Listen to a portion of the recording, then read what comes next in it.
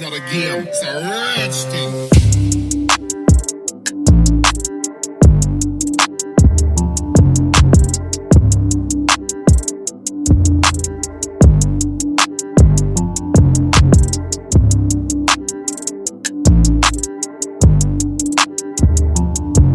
नमस्कार.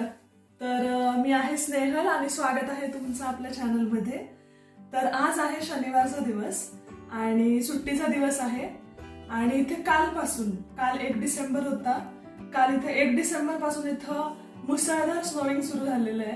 म्हणजे जसं आपल्याकडे मुसळधार पाऊस पडतो तसं इथं कंटिन्युअसली बर्फ पडतोय. तर इव्हन अजून सुद्धा पुढच्या 48 तास वॉर्निंग दिलेली आहे की कंटिन्यू स्नोफॉल होणार आहे. तर स्नोफॉल कंटिन्युअस झाल्यावर काय होतं की त्याचे लेअर्स साठत जातात आणि अगदी रस्त्यावर गुडघ्यापर्यंत स्नो सगळा असतो.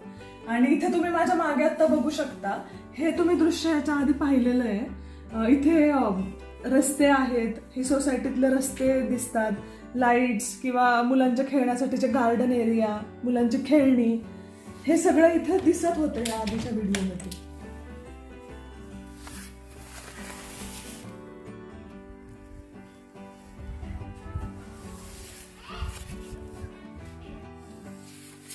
तर हे जे सगळं दिसत होतं मागच्या वेळी तुम्हाला मी दाखवलेलं, त्यातलं आता काहीही दिसत नाहीये. आता फक्त जिकडे तिकडे पांढरा स्नो. तर अगदी झाडं सुद्धा पूर्ण पालवी त्याची गेलेली होती, तर कळत नव्हतं की झाडं आहेत.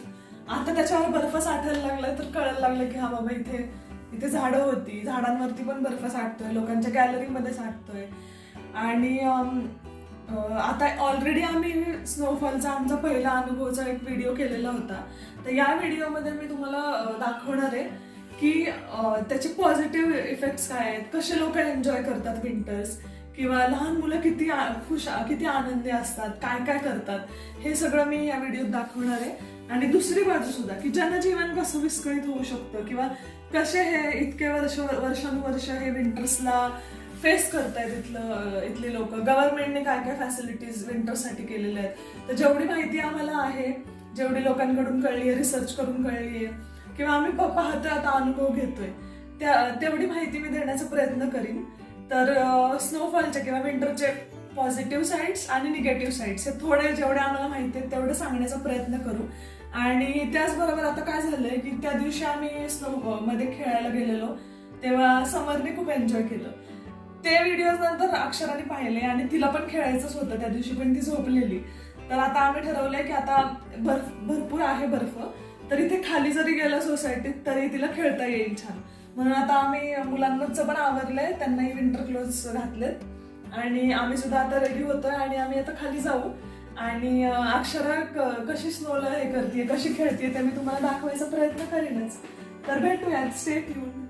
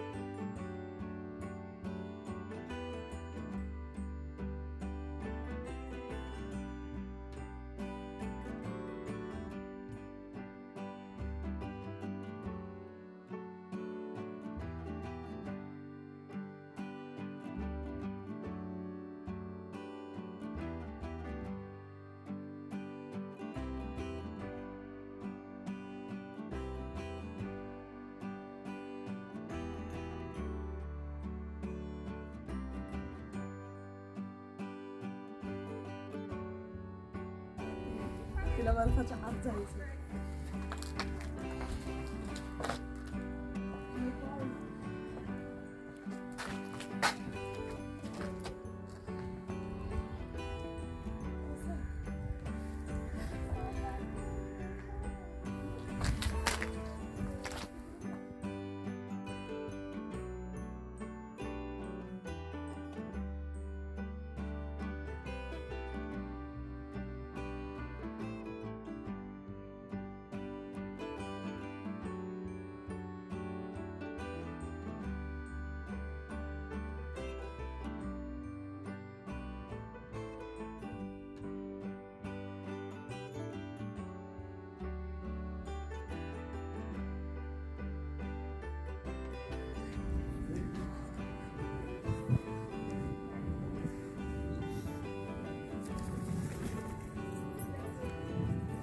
Çocuk olmak lazım.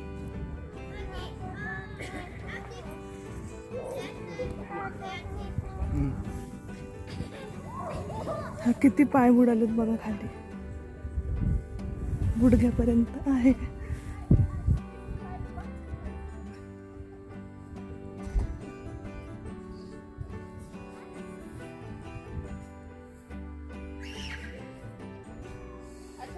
हे जे दिसतात हे सगळे सायकल आहेत.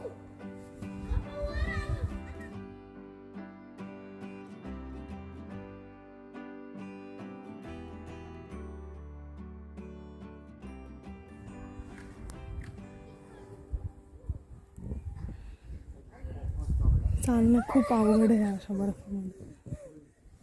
Swimming time.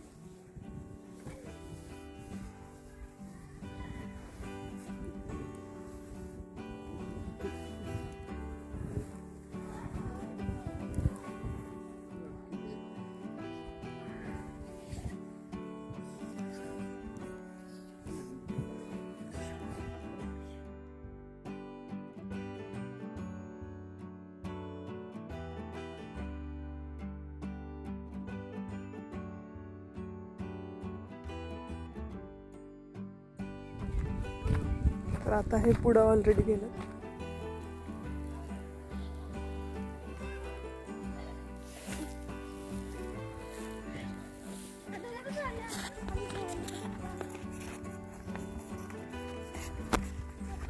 आता ही एक कॅम्पर व्हॅन आहे. कॅम्पर व्हॅन म्हणजे त्याच्या कॅम्पिंगसाठी घेऊन जातात. तिचं काय झालंय बघा, केवढे लेअर आहेत. सगळ्याच ह्या गाड्या पूर्ण झाकून गेल्यात.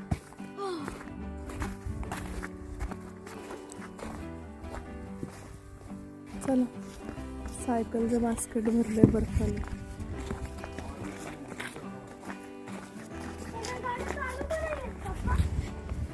ह्या घरांच्या वरचे तुम्ही लेयर्स बघू शकता. घरांच्या वर सुद्धा टेरेसवरती किती साठले ते. तुम्ही हे बघितलंच असेल आमचा बस स्टॉप, तर त्याचं बघा काय झालंय.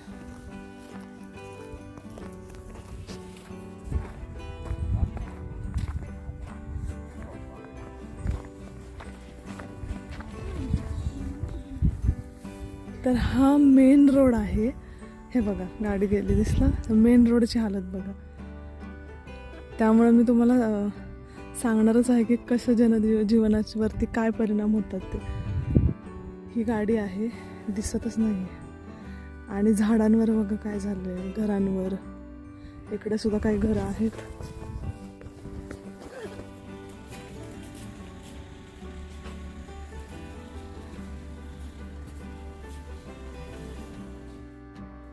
तर मगाशी जाताना जसं मी तुम्हाला म्हणाले होते की मी तुम्हाला बर्फाचे म्हणजे इथे विंटर स्नोफॉल्सचे पॉझिटिव्ह पॉईंट्स आणि निगेटिव्ह पॉईंट्स काय आहेत ते सांगणार आहे.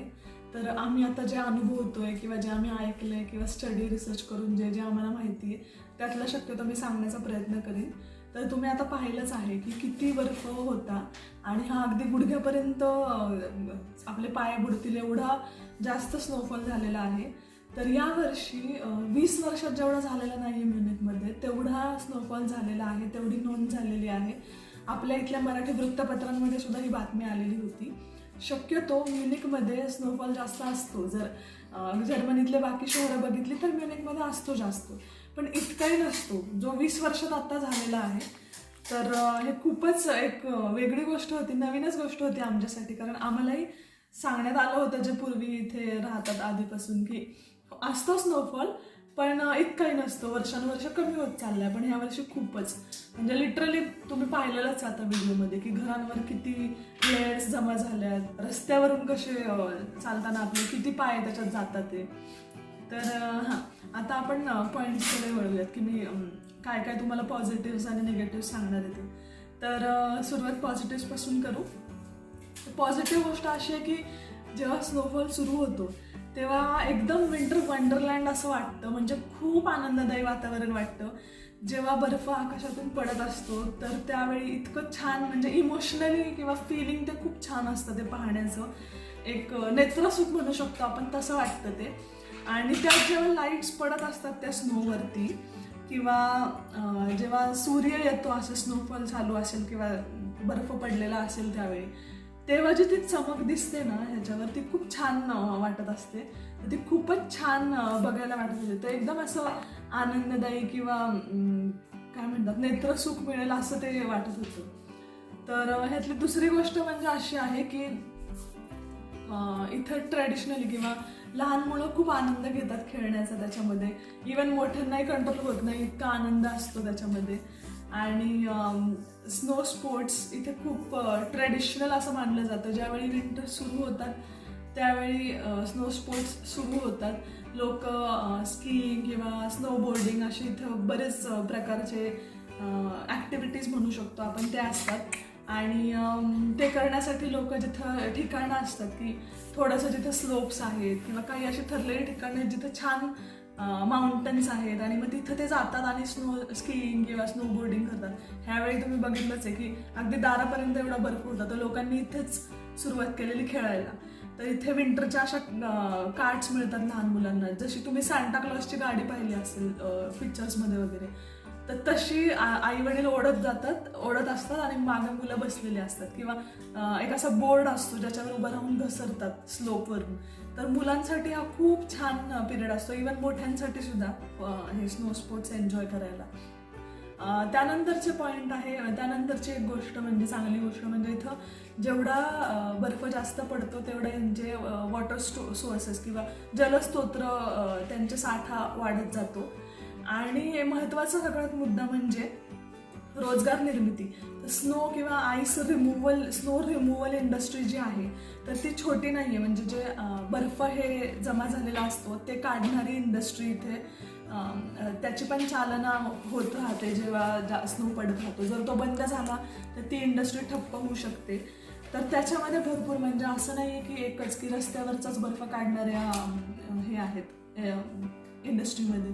त्याच्यामध्ये असं आहे की रूफवरती जे साठलेले असतात ते आलं, गार्डन्समध्ये, कन्स्ट्रक्शन साईट्सवर, तर बऱ्याच ठिकाणी जिथे जिथे साठतो त्याच्यासाठी काही ना काहीतरी यांच्या गव्हर्नमेंटचे जे सोर्सेस आहेत ते लोक काम करत असतात. तर हे सगळं ठप्प होऊ शकतं. पण तर विंटर स्नोफॉल होत असेल तर ती इंडस्ट्री चालू राहते, रोजगार त्यांचे चालू राहतात. त्यानंतर अजून एक महत्त्वाचा किंवा पॉझिटिव्ह पॉईंट असा आहे की लहान मुलांची क्रिएटिव्हिटी डेव्हलप व्हायला सुद्धा गेम्स किंवा ॲक्टिव्हिटीज असतात स्नोमध्ये. जसं ते स्वतः एन्जॉय करतात, एंटरटेनमेंट त्यांची होत असते खेळून, तसंच बर्फामध्ये ते स्नोमॅन बनवतात किंवा इग्लू बनवतात किंवा हाऊसेस बनवतात. तर अशा वेगवेगळ्या क्रिएटिव्हिटीचे हे उदाहरणं बघायला मिळतात. आजच आम्ही एक पाहिलं की एक स्नोमॅन बनवलेला आणि त्याच्यामध्ये फळांनी डोळे, नाक स्नोमॅनचं, परत त्याचे ओठ असे केळं एक लावलेलं. तर अशी छान एक क्रिएटिव्हिटी लहान मुलांमधली जागी व्हायला किंवा त्याला चालना मिळायला एक चान्स असतो. तर बर्फात ते खेळतात आणि इथे वेगवेगळे छान विंटरवेअर मिळतात, त्यामुळं पूर्ण ते स्नो सूट वगैरे घालतात आणि बाहेर पडतात आणि मनसोक्त खेळतात. तर ते एक लहान मुलांना खेळणं आणि क्रिएटिव्हिटी त्यांची, हा एक छान एक पॉझिटिव्ह पॉईंट आहे ह्याचा. आणि आमच्यासारखे ज्यांचा फर्स्ट विंटर आहे त्यांच्यासाठी तर हे विंटर वंडरलँडच म्हणू शकतो. इतकं सुंदर हे सगळं असतं, खूप छान फिलिंग असतं. खास ह्या गोष्टीसाठी कित्येक लोक इकडे येतात. तर हो, हे झाले पॉझिटिव्ह पॉईंट्स. तर निगेटिव्ह पॉईंट्स असे आहेत की इथे एक तर शेती पूर्ण ठप्प होते. म्हणजे पूर्ण जे काही ह्यांना भाज्या फळं किंवा काही इथे जे धान्य पिकतात ते सगळ्यासाठी ह्यांना बाहेरच्या देशांवर बाहेरच्या राज्यांवर किंवा बाहेर पूर्ण डिपेंड राहावं लागतं. तर सगळ्या ह्या ज्या गोष्टी विंटर्समध्ये बाहेरून घ्याव्या लागतात, म्हणजे इम्पोर्ट होतात इथं. आणि शक्यतो काय होतं की मग इथं विंटर्समध्ये भाज्यांचे रेट वगैरे पण वाढतात, कारण ह्यांच्या भाज्या फळं सगळे आयात करावे लागतात. एरवी सुद्धा घेतात इथे आयात होतात ह्या भाज्या वगैरे, पण विंटर्समध्ये ह्याच्यामध्ये जेव्हा व्यत्यय येतात म्हणजे ट्रान्सपोर्टेशनमध्ये पण व्यत्यय येऊ शकतो, त्यावेळी मग मागणी जास्त आणि साठा कमी, त्यामुळे पण अजून रेट्सवरती फरक पडतो, रेट्स वाढतात. आणि जसं मी आता म्हणाले की वाहतुकीवर पण ह्याचा परिणाम होतो. तर हो, आता मी जेव्हा म्हणाले की 20 वर्ष रेकॉर्ड ब्रेकिंग हे झालंय, तर लिटरली ह्या 2 दिवसात विमानसेवा सुद्धा ठप्प होती. म्युनिकला येणारे विमानं बाहेरच्या सिटीजमध्ये लँड झालेले, लोकांना जे लोक पहिल्यांदा येत आहेत त्यांच्याकडे लगेच तुम्ही इमॅजिन करू शकता ते किती सामान घेऊन आणि काय काय कशा आलेल्या असतात, आणि अचानक त्यांची फ्लाईट जाते दुसऱ्या शहरामध्ये. तर तसंही झालेलं आहे. विमानसेवा ठप्प आहे, तर तुम्ही विचार करू शकता बाकीच्या इंटरनल ट्रान्सपोर्टेशनचं सुद्धा तसंच. म्हणजे बस सेवा बंद होती, जे रस्त्यावरून चालणाऱ्या इथे ट्रेन्स असतात त्या बंद होत्या. त्यानंतर फक्त अंडरग्राऊंड ट्रेन चालू होत्या, त्यातही काही व्यत्यय होते पण कम्प्लिटली त्या बंद नव्हत्या. बाकी सगळ्या इव्हन रस्त्यावरच्या ज्या गाड्या होत्या त्यांच्यामध्ये सुद्धा काही रस्ते बंद होते, ज्याच्यावरचा स्नो अगदी इमिजिएटली लगेचच काढणं शक्य नव्हतं, त्यामुळे रस्तेही बंद असल्यामुळे प्रायव्हेट ज्या गाड्या होत्या त्या सुद्धा नव्हते कनेक्टिव्हिटी चांगली त्याची. तर अशी वाहतुकीची व्यवस्था ठप्प होत असते, म्हणजे जनरली होत नाही पण ह्यावेळी तरी झालेली, कारण खूप जास्त स्नो पडलेला. त्यानंतर एक निगेटिव्ह पॉईंट असा म्हणू शकतो आपण की आम्ही आल्यापासून तरी इथं पॉवर आउटेज झालेला नाहीये, लाईट्स गेलेल्या नाहीयेत आजपर्यंत, आता इतके महिने होऊन गेले. पण जेव्हा सिव्हिअर स्नो स्ट्रोम्स होतात किंवा बर्फाचे जे स्ट्रोम्स आपण म्हणतो किंवा जेव्हा होऊ शकतात, त्यावेळी पॉवर आउटेज होण्याचे चान्सेस असतात. आणि ते झाले तर तुम्ही इमॅजिन करू शकता इथे घरांमध्ये सुद्धा बऱ्याच गोष्टी इलेक्ट्रिसिटीवर डिपेंड असतात, तर ते ठप्प होऊ शकतं. तर त्यानंतरचा मुद्दा असा आहे की हेल्थ इश्यूज. तर ज्यांचं पहिले विंटर असतात किंवा पहिली थंडी इथे असते त्यांना स्किनचे इश्यूज होतातच, ऑलमोस्ट म्हणजे सगळ्यांना होतातच. रखरखीत पडते स्किन, त्यानंतर ड्राय पडते. आणि सर्वात डेंजरस म्हणजे ह्या दोन गोष्टी म्हणजे फ्रोस्ट बाईट, म्हणजे आपण जे हिमदंश म्हणतो तर तसं असतं हे की जेव्हा आपली स्किन एक्सपोज होते बर्फाला आणि खूप वेळ तशी एक्सपोज राहते, तर त्यावेळी सुरुवातीला ती लाल होते, नंतर पूर्ण ड्राय होऊ शकते आणि त्याच्यावरचे लेयर्स निघायला लागतात आणि लास्ट स्टेज म्हणजे पूर्ण काळं पडतं. रिमूव्ह कधी कधी कट पण करायला लागतो, तो भाग काढून टाकावा लागतो. आपल्या इथं सुद्धा इव्हन हिमाचल प्रदेशमध्ये पण हिमदंश असं झालेले केसेस म्हणजे ऐकल्या असतील, तुम्हाला माहिती असेलच. पूर्ण काळी पडते तो भाग आणि कट करावा लागतो लिटरली. तर तसं फ्रोस्ट बाईट इथे सुद्धा होतात. दुसरं म्हणजे हायपोथर्मिया. त्यामध्ये काय होतं की कॉन्शियसनेस जातो, माणूस विसरून जातो सगळं, किंवा नम होऊ शकतो, बेशुद्ध पडू शकतो. सगळं आपण म्हणतो ना की गोठून गेलाय माणूस, शरीर पूर्ण गोठून गेले, तसं होऊन त्याच्या पुढे निगेटिव्ह इफेक्ट्स आहेत. तर हे सुद्धा इथे होऊ शकतं जर प्रॉपर कपडे न घालता बाहेर पडलं तर. एखादा जरी पार्ट आपला ओला झाला तर आपल्या शरीरात सुद्धा जी उष्णता आहे ती तो पार्ट ते ओला भाग काढून घेतो. म्हणजे ग्लोव्ज जर ओले झाले तर ते काढून टाकणं एकच उपाय असतो, कारण काढल्यावर तरी ठीक, जर राहिले ओले कपडे अंगावर तर अंगात जी उष्णता आपल्या आहे ती सुद्धा ते शोषून घेतं आणि मग हे हायपोथर्मिया नक्कीच होऊ शकतो. तर हेल्थ इश्यूज हे असे असतात. त्यानंतर पायाभूत सुविधांमध्ये पण प्रॉब्लेम्स येतात. म्हणजे घरं जी आहेत त्याच्यावर इतके लेअर साठत जातात बर्फाचे की ते काढणं हा एक चॅलेंज असतो. कधी कधी म्हणजे रूफ, त्यांचे जे घराचे छत आहेत त्यांच्यामध्ये सुद्धा प्रॉब्लेम्स येऊ शकतात, कारण वजनदार असतो. त्याच्यावर जेव्हा साठत जातो बर्फ तो खूप हेवी असतो. त्यामुळे इथं घरं बांधतानाच खरं नियम आहेत की किती म्हणजे काय मटेरियल कसं, त्याचे पण नियम वेगळे आहेत त्यांचे. हेच कन्सिडर करून की किती बर्फ त्याच्यावर ते झेपू शकतं ते घर, त्याचं रूफ. तर हे असं पायाभूत सुविधांचा सुद्धा प्रॉब्लेम्स येतात. त्यानंतर सर्वात महत्त्वाचा मुद्दा म्हणजे निगेटिव्ह पॉईंट असा आपण म्हणू शकतो की आर्थिक खर्च. आर्थिक म्हणलं की आपण एकदम जागे होतो. तर हो, आर्थिक बाजूने खूप निगेटिव्ह असं असू शकतं की एक तर तुम्हाला विंटरची खरेदी करावी लागते, त्याचा खर्च. विंटर वेअर घेणं म्हणजे पण काय असं खूप सोपं किंवा स्वस्त अशा गोष्टी नसतात. चांगल्या क्वालिटीचे कपडे, जॅकेट्स, बूट्स किंवा ग्लव्ज, सॉक्स लागतात, डोक्याला हे करायला झाकण्यासाठी कानाच्या पट्ट्या, मास्क तोंडाचे, टोप्या, मफलर्स, हे सगळं घेणं सुद्धा कॉस्टली जातं. त्यात मोठी फॅमिली असेल तर तो एक खर्च वेगळा. त्यानंतर हिटिंग कॉस्ट. तर मी तुम्हाला शेवटी सांगण्याचं तर हिटिंग कसं असतं घरांमध्ये, तर हिटिंगचे सुद्धा, हे सगळे हिटिंग्सचे सुद्धा पैसे वाढतात, कारण विंटरमध्ये ह्या गोष्टी जास्त लागतात. समरमध्ये चालतं हे हिटिंग्स बंद असले तरी, पण विंटरमध्ये हे कॉस्ट त्याची जास्त होते. त्यानंतर घराच्या समोरच्या आपल्या घरांच्या समोरचे बर्फ काढणं ही लोकांची जबाबदारी असते. काही लोक स्वतः काढतात, ज्यांना वेळ नाही आहे त्यांना मग खर्च करावा लागतो, त्यांना मग मदत घ्यावी लागते बाहेरच्या प्रोव्हायडर्सकडून, आणि मग तो एक खर्च असतो. काही लोकांना त्यांचे घरं डागडुजी करणं, विंटरसाठी रेडी करणं, छतं वगैरे त्यांचे गार्डन्स, ह्याच्यासाठी सुद्धा खर्च होतो. किंवा जेव्हा हेल्थ इश्यूज येतात तेव्हा तो एक वेगळा खर्च. तर मोस्टली हेल्थ इश्यूज आले तर इन्शुरन्सेस असतात, पण काही गोष्टी कव्हर होत नाहीत इन्शुरन्समध्ये, तर मग त्या केसमध्ये खर्च म्हणावा लागेल. किंवा जेव्हा आपण आधीच काळजी घेतो विंटर्ससाठी, इथली ग्रीन टीज वेगळ्या काढे घेणं म्हणा, विटामिन्सचे औषधं घेणं, तर तो एक वेगळा ॲडिशनल खर्च. तर हो, आर्थिक बाजूने सुद्धा इम्पॅक्ट होतो. आणि त्यात वर्स्ट केस कधी जर सगळ्या सेवा ठप्प असतील तर त्यावेळी मग तुम्हाला कॅब्स किंवा कारपुलिंग हे सगळं करावं लागतं, तो एक वेगळा खर्च. तशा गव्हर्नमेंटच्या बसेस किंवा वाहतूक सुविधा स्वस्त असतात कम्पॅरेटिव्हली, पण जर प्रायव्हेट काय करायचं म्हटलं तर ते खूप महाग जातं, आणि इंडियन करन्सीमध्ये आपल्या पैशांमध्ये कन्वर्ट केलं तर ते खूपच जास्त होतं. तर हा असा आर्थिक बाजूने सुद्धा एक निगेटिव्ह पॉइंट आहे.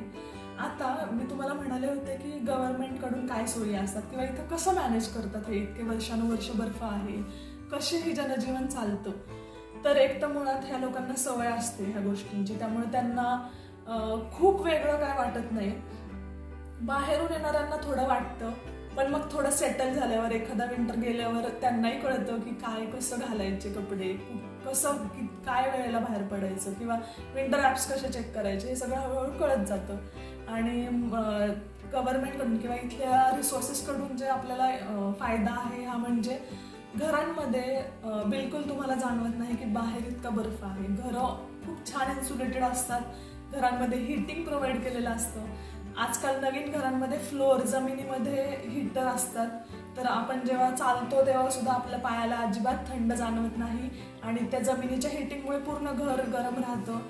तर त्याचेही रेग्युलेटर असतात. जसं आपल्या फॅनला बटन असतं की फॅन वाढवायला, तसं हिटिंग सुद्धा वाढवायला, ही जमिनीतली हिटिंग वाढवायला सुद्धा बटन्स असतात, रेग्युलेटर असतात. 0 to 6 आपण चेंज करू शकतो. जास्त बाहेर थंडी असेल, खूपच मायनसमध्ये तापमान गेलेलं असेल तर मग आपण 4 वगैरे वर 4, 5, 6 वर ठेवू शकतो. एरवी 0 ते 2 मध्ये चालून जातं. तर हिटर्स असतात. जुन्या घरांमध्ये सुद्धा हिटर्स असतात.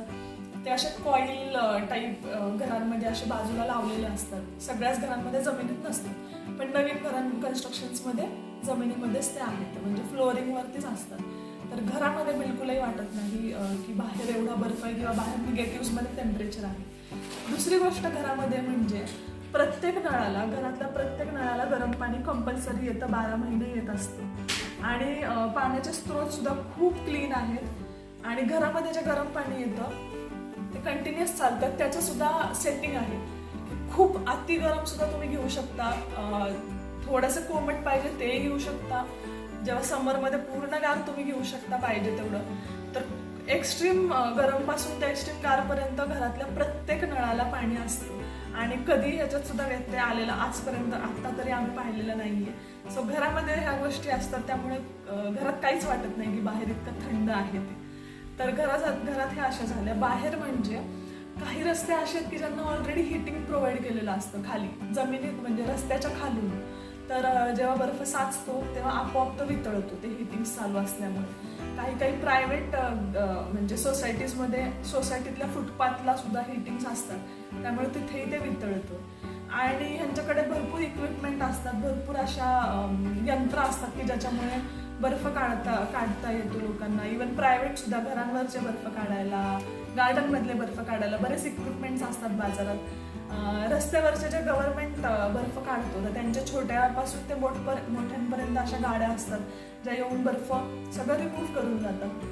तर ह्या अशा भरपूर सोयी आहेत ज्या गव्हर्नमेंटकडून किंवा इथल्या स्तोत्रांकडून केलेल्या आहेत सुविधा, ज्याच्यामुळे इथलं जनजीवन थोडं इझी म्हणजे होऊ शकतं. आणि ह्या लोकांना सवयच आहे ह्या वातावरणात म्हणजे राहायची, त्यामुळे त्यांच्यासाठी हे सगळ्या गोष्टी नवीन नाही आहेत. सो हे अशी सगळी माहिती होती, ह्या अशा पॉझिटिव्ह आणि निगेटिव्ह पॉईंट होत्या.